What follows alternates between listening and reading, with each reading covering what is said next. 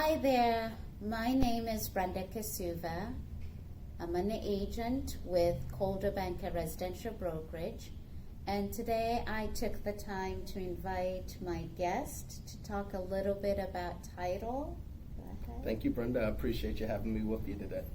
My name is Marvin Reese with Stewart Title Company of Maryland. Okay, so today another big question that comes up is, especially for buyers, they're buying the house and they're not sure how they're going to hold title.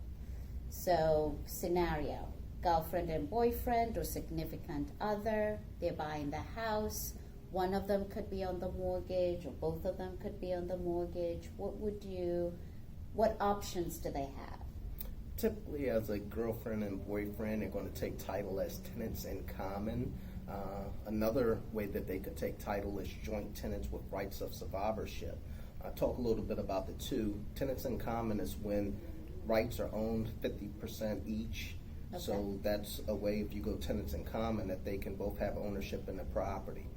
The challenge with that is if somebody passes away or something along those lines, then they have to go through a probate process to devise heirs, and it becomes a long, cumbersome process.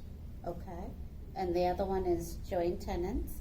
The other one is joint tenants with rights of survivorship, which may be a better option because that way, if there's anything unforeseen that happens to one of the owners, the property is automatically transferred to the remaining owner. Okay. So to summarize, you're sharing that tenants in common, two or more people can own the property as tenants in common. When one of them is no longer with us, then their share goes to essentially their people. Their heirs. Their heirs, yeah. And the person on the will. But if it's joint tenants, you're kind of like married. Joint right? tenants is not really like married. That's a good situation for say for instance, two business partners. Right. Or a situation where it's a parent and a child is probably even a better scenario. Yes. That way, if say a parent passes on, that the property automatically transfers to the child. Okay, so we have two more left. So if I'm by myself, buying the house, would take title as an individual. Yes, so as an individual, just reference to as ownership in severalty.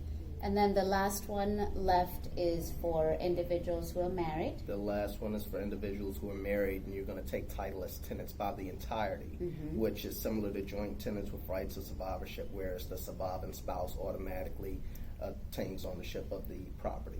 When one is no longer with us. Okay. Yes. So 4 ways you could own a property. Ownership in severalty, you're by yourself. If you're 2 or more, you have tenants in common or joint tenants. Difference is that tenants in common, your share will go to your will or your heirs when you're no longer here.